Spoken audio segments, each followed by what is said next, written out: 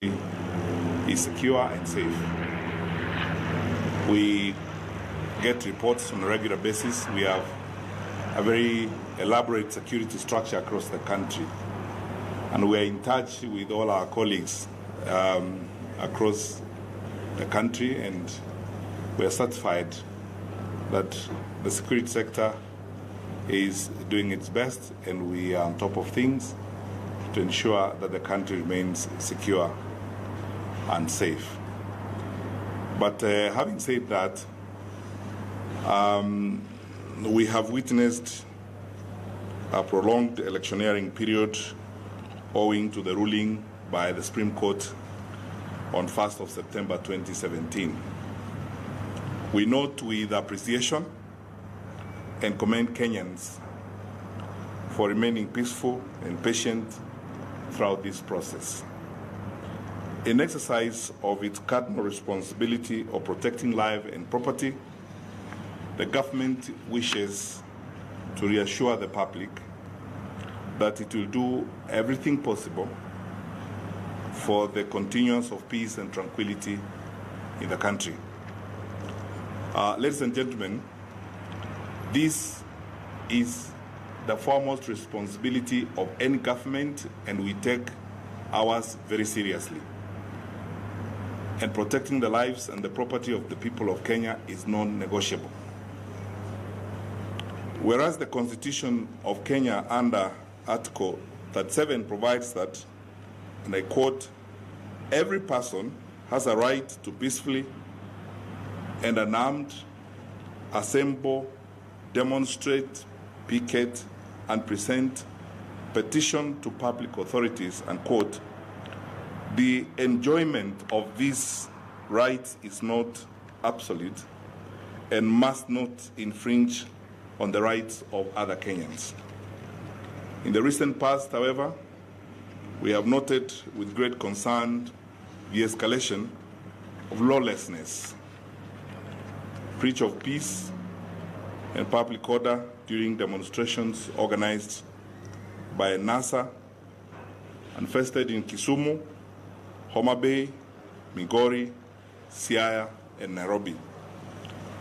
Through the attack on police stations, attack on police officers, occasioning grievous bodily harm, serious disruption of normal business activities, occasioning massive economic losses, assault on innocent civilians, destruction and looting of property, grave damage to public property and critical national infrastructure.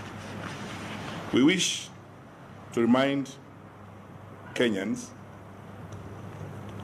that the rights enshrined in the Constitution are operationalized through the Public Order Act, Cap 56 of the laws of Kenya, which provides, among other things, how public meetings and processions are regulated. Specifically, we wish to draw the attention of the public to Section 5 of the Public Order Act, which places very clear responsibility and obligations on those organizing such meetings and processions. Accordingly, it is the responsibility of the organizer to ensure that all participants remain peaceful and do not breach the rights of others. The organizers are required by law to notify the officer in charge of a police station in the area of the proposed demonstrations, including time, date, route, venue, and purpose of the procession. The police officer must issue a formal notification to the organizer, either allowing the demonstrations or providing reasons why not to allow. The law provides that the organizer shall be held personally liable, and I want to emphasize this.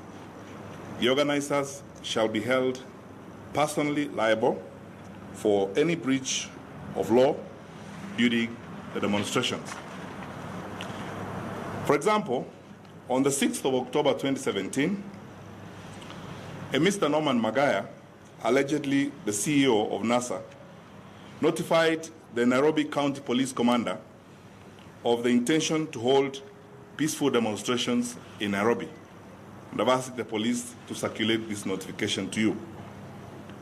During that demonstration, serious cases of destruction of public property, looting, vandalizing of vehicles, and destruction of normal life were witnessed. Accordingly, I am calling upon all Kenyans whose property was destroyed or looted during the demonstrations to report to the OCS Nairobi Central Police Station to facilitate the legal action we intend to take against the said Mr. Magaya, the organizer of the demonstrations. And I wish to confirm to you that we shall prefer charges against the said Mr. Magaya, and we are waiting for the report on the damages caused so as to quantify the value of the claims. Following a meeting of the National Security Advisory Committee this morning, and in accordance with Section 5 of the Public Order Act, due to the clear, present, and imminent danger of breach of peace and public order as witnessed in recent demonstrations, the government notifies the public that, for the time being, we will not allow demonstrations within the central business districts of Nairobi, Mombasa, and Kisumu. The Inspector General of Police has been advised accordingly.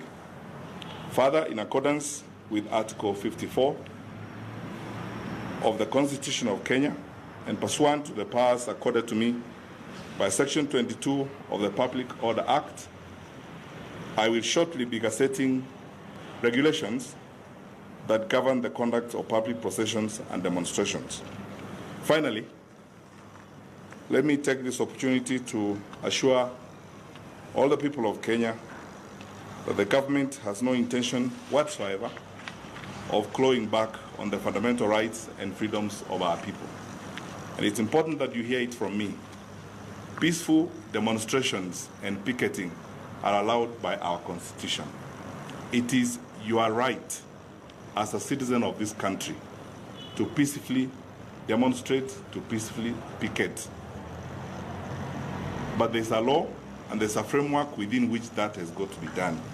We cannot take advantage of that to destroy property and businesses of innocent people who are going about their innocent daily activities. Unless, and it's important I emphasize this, unless, for the leaders who are organizing this, unless it is your intention to destroy the property and the businesses of innocent people, unless it is your intention to hurt innocent people, unless it's your intention to share